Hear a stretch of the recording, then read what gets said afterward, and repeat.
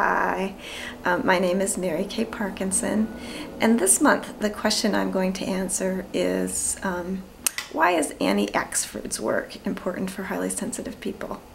And Annie Axford's work is important because she is bringing some new information to the discussion of highly sensitive people. She's beginning to develop personal growth and development theories and trajectories that we can follow that are useful. So our history is that Elaine Aron, I think of her as our founding mother. She's a great researcher, very solid scientist, social scientist, and she did all this research and sort of established the trait of high sensitivity. And through that, we learned that highly sensitive is a genetic trait inherited from our parents or someone in our family, and that we process information differently, we process information more thoroughly, and that our nervous systems literally take in more information. And so she continues to research and write, and she wrote The Highly Sensitive Person, and then a workbook to help you delve into that. She wrote about relationships with highly sensitive people, and she wrote about children, highly sensitive children, and really there's quite a bit else. And right now she's writing about parenting for highly sensitive people. And so you really ought to read her stuff. It's great. A lot of information, a lot of helping you to understand yourself as a sensitive person. And other people have followed, written about men, about work, about, a lot of very useful information, good stuff about protecting yourself and taking really good care of yourself, good books about kind of healing techniques for highly sensitive people, and really we've got, a wonderful base of information. And so Annie comes along, and of course she reads all this and takes it all in, and she says, this is good, but how do we live? Like, how do we take this life that's given to us and really make it shine? How do we really have the full life that we are meant to live as highly sensitive people? What stages do we go through to get there? Because we're not like the 80% in too many ways. So are we going to develop the same way that they do? Probably not. And so what would that look like for us?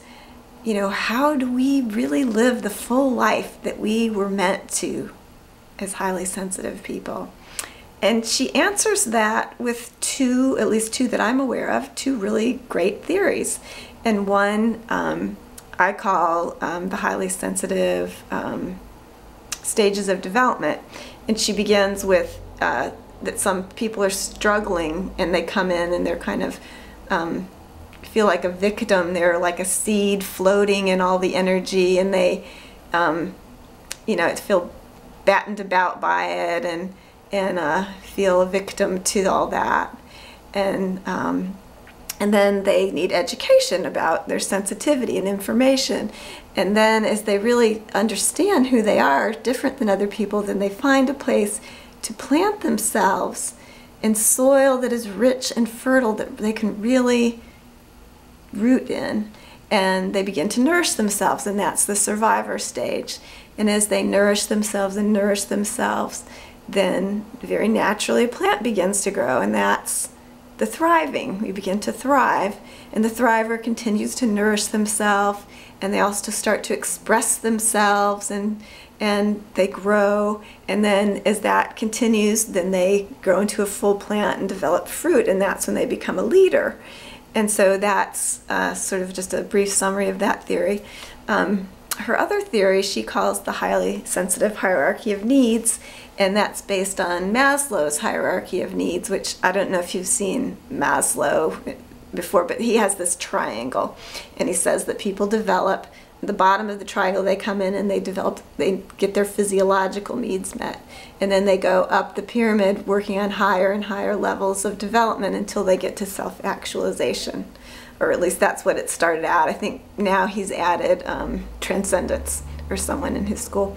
So what Annie says is that highly sensitive people begin very sensitive of everything around them, so they sense the transcendent, and they enter at that point of development, and they go precisely backwards down the pyramid, developing different aspects of themselves. And the very last that gets really strong is the physiological needs being met. So again, very insightful, with a lot of nuance to it, developmental theory. And so basically I think Annie's very talented at taking a lot of ideas and weaving them together and developing these theories that I think are helpful for us. And so I think we ought to really pay attention to her.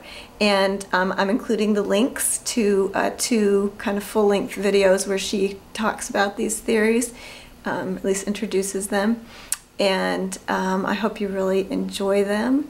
And thanks for your time.